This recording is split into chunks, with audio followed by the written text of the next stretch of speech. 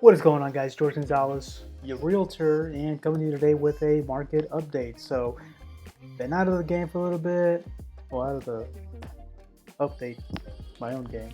Anyways, so we're talking about where the market is, where it was, how we finished, and where we're going moving forward. So, if this is something that you feel like is going to benefit you or someone that you know, like the video, comment on the video, and if maybe comment your specific area.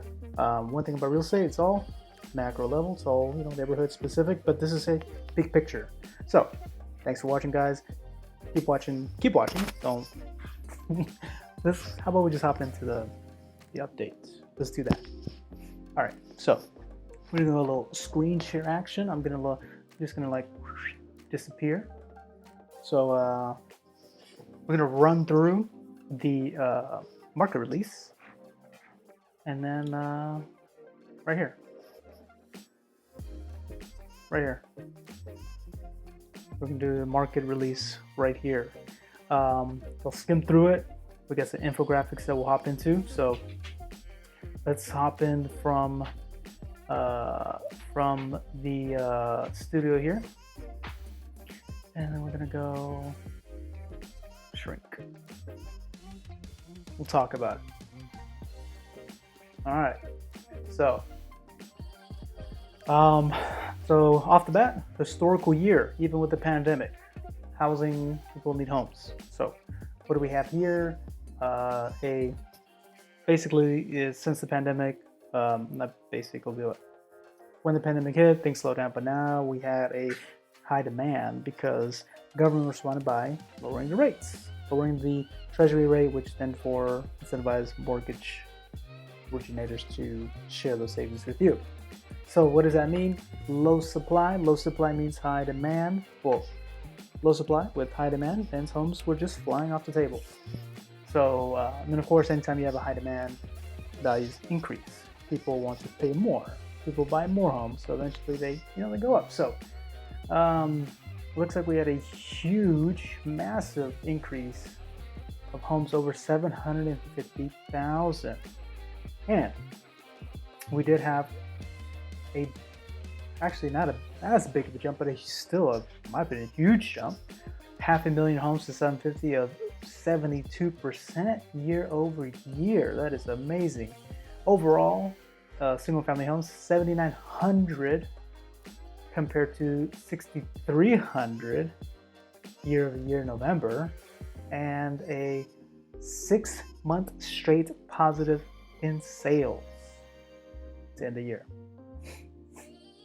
Pretty crazy. Looks like the average home price went up 15%. I hate average because it doesn't really give an accurate value. Doesn't mean that all homes are 341,000. And let's see here, what else we have? Leasing went down, and probably has something to do with the eviction moratorium.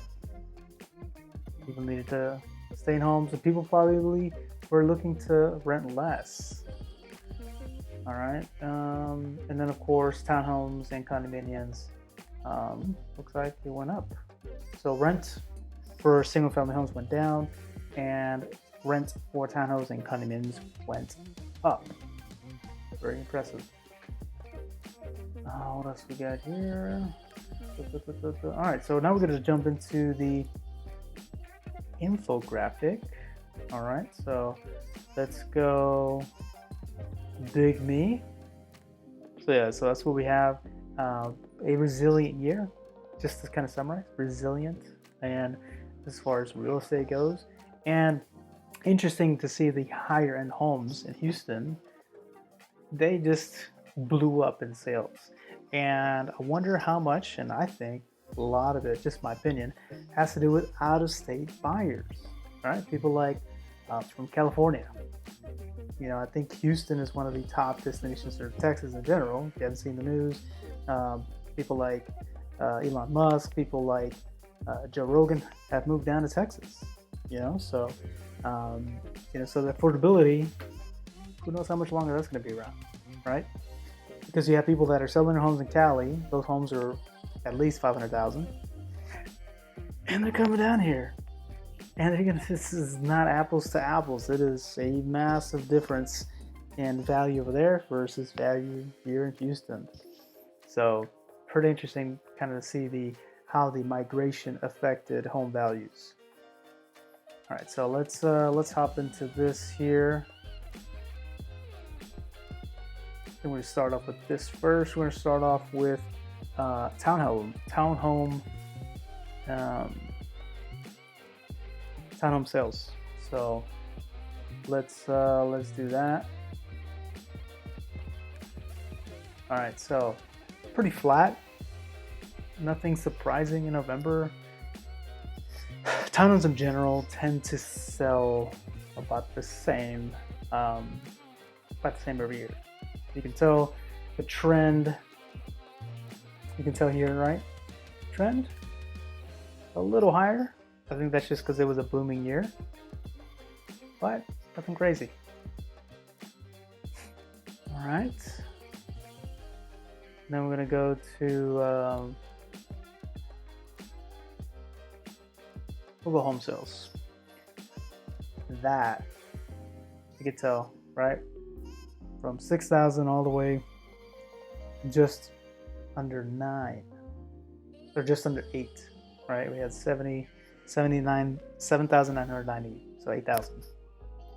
Pretty impressive numbers when it comes to selling homes during a pandemic. All right, what else we got here? We're gonna go to, let's try this guy out. Prices. We'll do prices. There we are. So we have, I don't like average just because average is not a very good indicator, but median is definitely always a good indicator, right? And for the most part, our median home prices here in Houston have been in the 250 range, 260 maybe, and it jumped up to 270. So what does that mean? Well, the median, why I like median is going to be, I guess, your most common priced homes. So doesn't mean you won't have $1 million homes, but what it means is there's going to be way more homes priced at 270 or around that price than there are $1 million homes, right? So you could have like, obviously saw like almost 8,000 homes. So you have maybe like what, half of them selling at about 270,000, right? And then the rest will be made up of, you know, incremental increases up into the multi-millions, right? So that gives you kind of a realistic idea of what your home, you know, a common price of a house is going to run. Okay, so let's switch back here. Let's hop back into the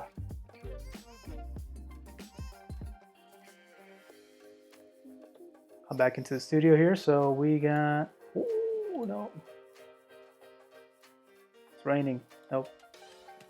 Switch rooms here. Let's go back to back into the calmness here, back into the book reading. So that's gonna do it for me, guys. Thanks for watching this quick video on the market update.